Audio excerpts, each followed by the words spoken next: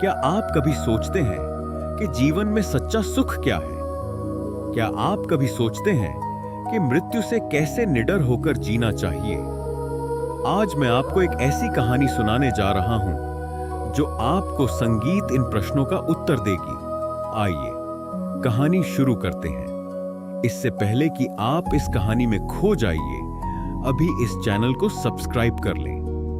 एक बार की बात है, एक नौजवान युवक बुद्ध के पास आता है और उनसे कहता है कि हे बुद्ध, क्या आप मेरे एक सवाल का जवाब देंगे? बुद्ध ने मुस्कुराते हुए कहा कि पूछो, क्या पूछना है? संगीत। इसके बाद उस युवक ने कहा कि हे बुद्ध, मेरी उम्र अभी बहुत ज्यादा नहीं है, लेकिन मैं बहुत परेशान रहता हूं। संगीत। बहुत दुखी रहता हूं।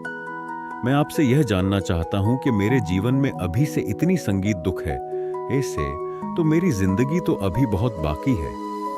क्या मेरे जीवन में दुख बढ़ते ही रहेंगे कि इन दुखों से छुटकारा पाने का कोई रास्ता नहीं है?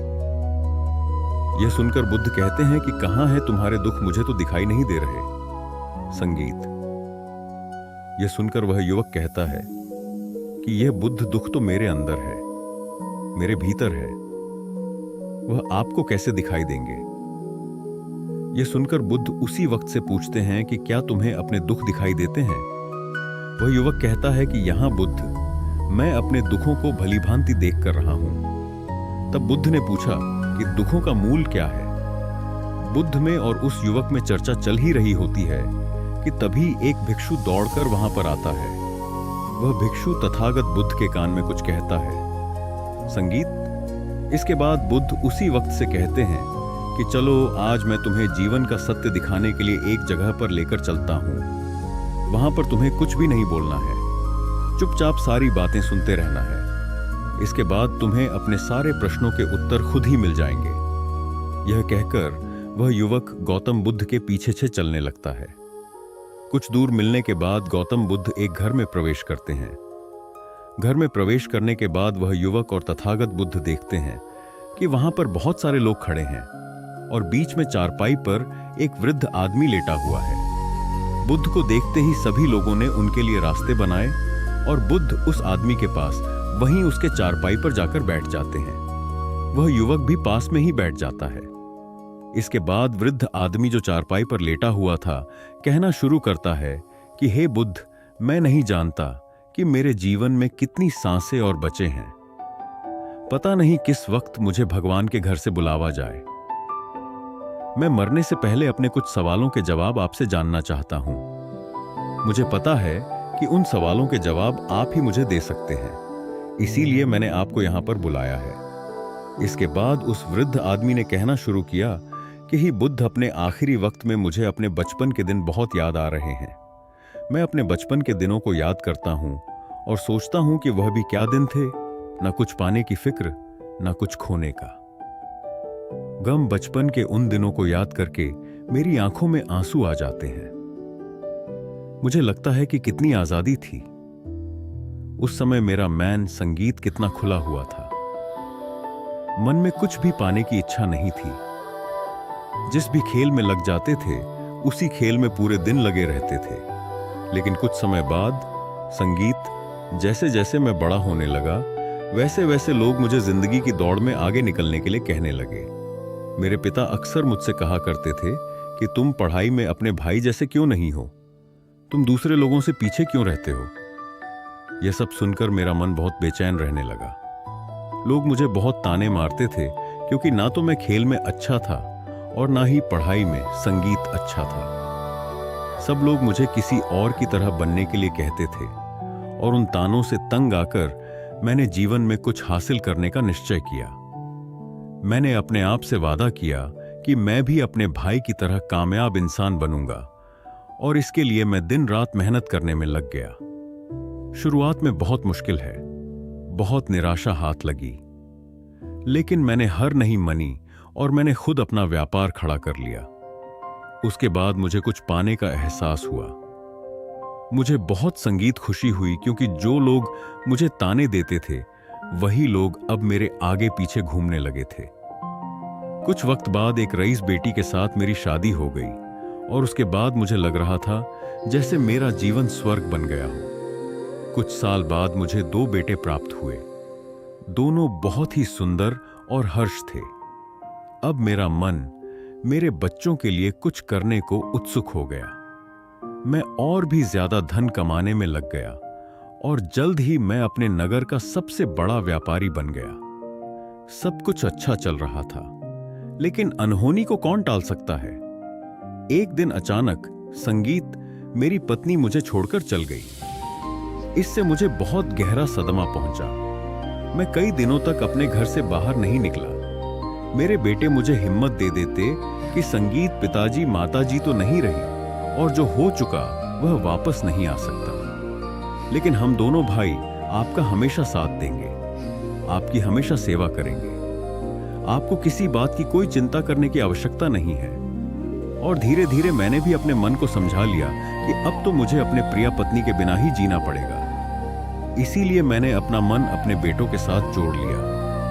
उनकी खुशी में ही मुझे खुशी होती थी, उनके दुख में ही मुझे दुख होता था।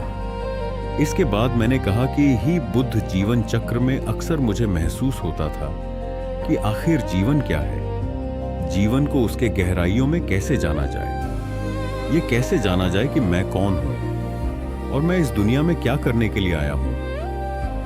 ऐसे तमाम सवाल मेरे मन में उठते रहते थे और मुझे आपके बारे में भी पता चला कि बुद्ध ऐसी ध्यान की प्रणालियों बताते हैं, संगीत, जिससे जीवन का मतलब समझा जा सकता है। लेकिन मैं हमेशा सोचता रहता था कि पहले मैं अपने जीवन से दुखों और परेशानियों को दूर कर देता हूं, उसके बाद ध्यान में मैं अपना पूरा मन लगाऊंगा। और यही सोच सोचकर मैं कभी ध्यान नहीं कर पाता था। धीरे धीरे संगीत वक्त भी तरा और आखिर में उम्र ढलने के बाद मैं बीमार पड़ गया। वैसे मेरे जीवन में कोई कमी नहीं रही। मेरे बेटों ने मेरा अच्छा साथ दिया। मैंने जीवन में बहुत कुछ हासिल भी किया। लेकिन अब मैं अपने जीवन में अगर पीछे मुड़कर देखता हूं तो मुझे एहसास होता है कि मेरे बचपन के दिन ही सबसे प्यारे दिन थे। तब उस आदमी ने बुद्ध से पूछा, मैं चंद मिनट का मेहमान हूं या मैं संगीत जानता हूं, लेकिन क्या कुछ ऐसा सूत्र मुझे बता सकते हैं जिससे कि मैं सुकून से मर सकूं? मेरे मन के सारे सवाल जवाब शांत हो जाए, संगीत, और मैं जीवन का असली मतलब समझकर मर सकूं। यह सुनकर बुद्ध ने कहा कि हर इंसान को बचपन के दिन प्रिय क्यों होते हैं? क्योंकि उस समय उसे कोई भी चिंता ही नहीं रहती। वह आजाद होता है, उसके मन में कोई लालसा नहीं होती। संगीत जिस काम में भी लग जाता है उसी में मग्न हो जाता है। लेकिन जैसे जैसे इंसान की आयु बढ़ाने लगती है, वैसे वैसे उसकी इच्छाएं, उसकी कामनाएं दिन ब दिन बढ़ती जाती हैं और इसीलिए अक्सर इंसान भविष्य की तैयारी में लगा रहता है या फिर अतीत के बारे में सोचता रहता है और वह वर्तमान में जीना भूल जाता है। और वहीं अगर हम किसी छोटे बच्चे को देखें तो उसके लिए कोई भविष्य या कोई अतीत नहीं होता, उसके लिए बस वर्तमान होता है और इसीलिए वह वर्तमान में पूरा आनंदित होकर रहता है। तुमने अपना पूरा जीवन अपनी कामयाबियों, अपने बेटों, अपनी पत्नी और अपने भविष्य की योजनाओं में ही बिता दिया और तुम हमेशा यही सोचते रहे कि पहले मैं अपने जीवन को व्यवस्थित कर लेता हूं और उसके बाद सत्य की खोज करूंगा, उसके बाद ध्यान करूंगा। लेकिन हम ये भूल जाते हैं कि कल कभी नहीं आता, भविष्य की योजनाएं कभी पूरी नहीं होती। जब एक योजना पूरी होती है तो हमारा मन दूसरी योजनाएं बना लेता है, संगीत, और इस प्रकार जीवन चक्र चलता रहता है। और अब आखिरी समय में जब मृत्यु तुम्हारी सया पर लेटी हुई है तो तुम्हें एहसास हो रहा है कि मैंने जीवन में कुछ भी हासिल नहीं किया। अब तुम्हें लग रहा है कि जो भी तुमने किया उसमें से तुम एक सुई भी अपने साथ नहीं ले जा सकते। अगर यही बात तुम उसे वक्त समझ लेते, मृत्यु कभी निश्चित होकर नहीं आती, वह तो कभी भी सकती है। अगर यह बात उसे वक्त तुम्हारा मन समझ लेता तो तुम उसी वक्त ध्यान और सत्य की खोज में लग जाते। तुम कोई ऐसी चीज खोजने की कोशिश करते जो तुम्हारे साथ जा सके, जो तुम्हें परिपूर्णता से मरने का मार्ग दिखा सके। उसे संगीत। वृद्ध आदमी ने हाथ जोड़कर बुद्ध से कहा कि बुद्ध, यह तो मैं जानता हूं कि मुझसे गलतियां हुई हैं। मैंने अपने जीवन को सार्थक रूप से जिया ही नहीं और इस बात का मुझे बहुत गहरे में एहसास हो चुका है। लेकिन मैं आपसे फिर से वही सूत्र जानना चाहता हूं कि क्या मैं अभी परिपूर्णता के साथ नहीं मर सकता? क्या मुझे अभी सत्य की कोई झलक नहीं मिल सकती? यह सुनकर बुद्ध ने उसे आदमी का बहुत सहलाते हुए कहा कि अब तो एक ही सूत्र समझने लायक रह जाता है, और वह सूत्र यह है कि तुमने जीवन में जो कुछ संगीत भी पाया या जो कुछ भी खोया, वह सब यहीं पर छोड़कर चले जाओ। उसे अपने मन के साथ जोड़कर मत ले जाओ। अपने मन में यह भाव पैदा करो कि तुमने अपने जीवन से बहुत कुछ सीख लिया और वास्तविकता में तुमने अपने जीवन में बहुत प्रगति की है, क्योंकि तुमने यह जान लिया है कि जीवन संगीत में कुछ भी सार्थक नहीं है, और यह जानना भी बहुत बड़ी उपलब्धि होती है। लोग जीवन भर जीते जीते मर जाते हैं, लेकिन उन्हें जीवन की निरर्थकता का कोई पता नहीं चलता।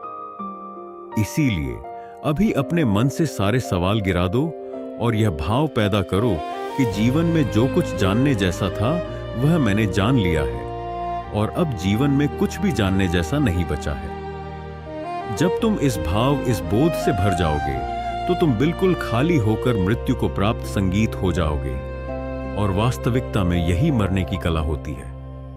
हमने जीवन में जो कुछ भी पाया, जो कुछ भी खोया, वह इसी दुनिया का था और वह यहीं पर रह जाएगा। हमारे साथ कुछ भी नहीं जाएगा। हम खाली जाएंगे, हम बिल्कुल खाली जाएंगे। और जो लोग अपने मन से बिल्कुल खाली होकर जाते हैं, वास्तव में उनके अंदर ज्ञान का दीप, संगीत जल जाता है, और वह आगे चलकर दूसरे जन्मों में उसे निर्वाण संगीत की स्थिति को प्राप्त कर सकते हैं। लेकिन उससे पहले तुम्हें इस जीवन की निरर्थकता को समझना होगा। यहां पर कुछ भी पाना या कुछ भी खोना कोई मायने नहीं रखता। संगीत। इसके बाद बहुत देर तक मैंने कोई सवाल नहीं पूछा और वह मुस्कुराते हुए मृत्यु को प्राप्त हो गया। इसके बाद बुद्ध ने उसे नौजवान युवक से पूछा कि क्या तुम्हें अपने सवालों के जवाब मिले, और मिले तो तुम्हें क्या जवाब मिले सभी को बताओ। उसी वक्त ने कहा कि हे बुद्ध, मुझे अपने सवालों के जवाब मिल गए हैं। वृद्ध आदमी के जीवन चक्र से मैं समझ गया हूं कि जीवन में कुछ भी पाने जैसा नहीं होता। सुख हो या दुख हो, सब कुछ यहीं पीछे रह जाता है, और अगर हम इसी चक्कर में फंसे रह जाएंगे तो हम सत्य को कभी नहीं जान पाएंगे। इसीलिए जीवन में सुख और दुख तो चलते ही रहेंगे। इसके साथ साथ चलते हुए ही हमें सत्य की खोज करनी पड़ेगी। लेकिन बुद्ध, मेरे मन में अब भी एक सवाल बाकी है, जिसका जवाब जानना सबके लिए बहुत ज्यादा जरूरी है। मेरा सवाल है कि मैं ध्यान की यात्रा करने के लिए बहुत प्रेरित हुआ हूं, लेकिन मुझे कोई मार्ग नहीं पता। ध्यान कैसे किया जाता है कि ध्यान की सभी प्रक्रियाएं तुम्हें होश में लाने के लिए ही बनी है, तुम्हें वर्तमान में लाने के लिए बनी है। अगर तुम किसी भी काम को पूरी उपस्थिति के साथ, पूरे एकाग्र भाव से अपने आप को पूरा इकट्ठा करके कर सकते हो तो तुम ध्यान में ही होते हो। लेकिन हमारा ध्यान इधर उधर भटक रहता है। अपना काम करते करते वर्तमान में रहने के लिए मैं तुम्हें एक छोटी सी विधि बताता हूं, जिसके जरिए तुम अपना काम भी कर सकते हो और ध्यान को भी समझ सकते हो। जब भी तुम चलते फिरते हो, उठते बैठते हो, सिर्फ अपने सांसों पर ध्यान लगाना शुरू करो।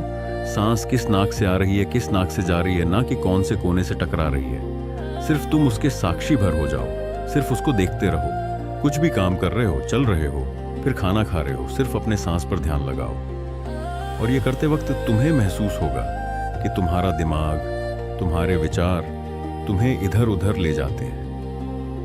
लेकिन थोड़ी देर बाद तुम्हें फिर से होश आएगा कि तुम्हें अपनी सांसों पर ध्यान लगाना है, और तुम्हारा ध्यान फिर से सांस ऑटोमेटिक जाएगा। और धीरे धीरे जब तुम अपने विचारों को देखने लगोगे तो तुम पाओगे कि विचिराय के विचार विलीन होने लगे हैं।